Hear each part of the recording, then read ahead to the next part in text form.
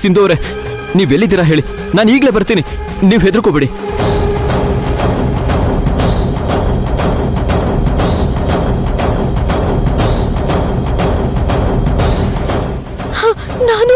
ನಾನು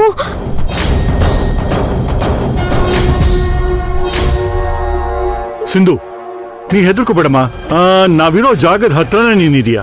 ಡ್ಯಾಡ್, ನೀವ್ ಎಲ್ಲಿ ಹೋಗ್ಬಿಟ್ಟಿದ್ರಿ? ಸಿಂಧು, ಅದ್ರ ಬಗ್ಗೆ ಆಮೇಲೆ ಮಾತಾಡೋಣಮ್ಮ. ಸಿಂಧು ಅವರೇ, ನಾವಿಲ್ಲೇ ಅಂಕಲ್ ತೋಟದ ಹತ್ರನೇ ಇದ್ದೀವಿ. ನಾವು ಇಲ್ಲೇ ಇದ್ದೀವಿ, ನೀವು ಬೇಗ ಲೊಕೇಶನ್ ಸೆಂಡ್ ಮಾಡಿ.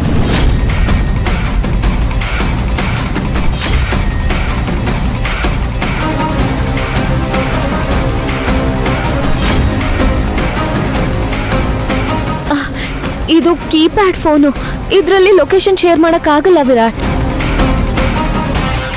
ಇರಿ, ಅಮ್ಮನ ಹತ್ರ ಕೇಳ್ತೀನಿ.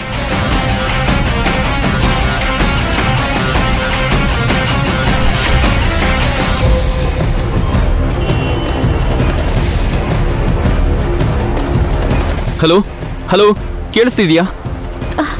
ಹಲೋ ಹಲೋ ಸಿಂಧು ಅವರೇ,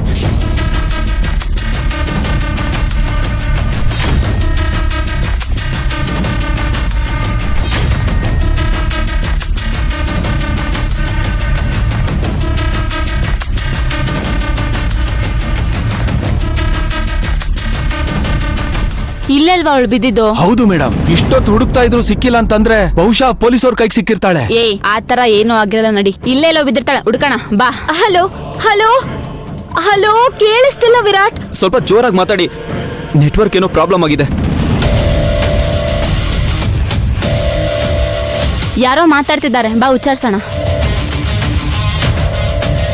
ಹಲೋ ವಿರಾಟ್, ಕೇಳಿಸ್ತಿದ್ಯಾ? ಹಾ ಸಿಂಧು ಅವರೇ, ನೀವಿರೋ ಜಾಗದ ಹೆಸರು ಹೇಳಿ, ನಾನು ಅಂಕಲ್ ಇವಾಗಲೇ ಬರ್ತೀವಿ.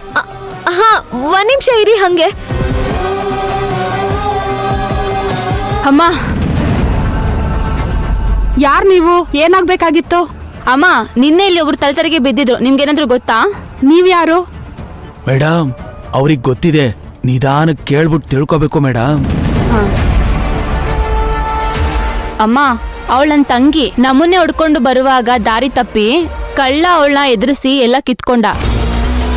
ಇಲ್ಲಿ ಅವಳು ತಪ್ಪಿಸ್ಕೊಂಡು ಬಂದಂತ ಗೊತ್ತಾಯ್ತು. ನಿನ್ನೆಯಿಂದ ಹುಡುಕಿ ಹುಡುಕಿ ಸಾಕಾಯ್ತು. ನಿಮ್ಗೇನಾದ್ರೂ ಗೊತ್ತಾ ಅಮ್ಮ? ಹಾಗಾದ್ರೆ ಆ ಹುಡುಗಿ ನಿಮ್ ಕಡೆಯವಳ? ಅಮ್ಮ, ಈ ಜಾಗದ ಬ್ರಹ್ಮದೇವರ ಕೋಣೆ.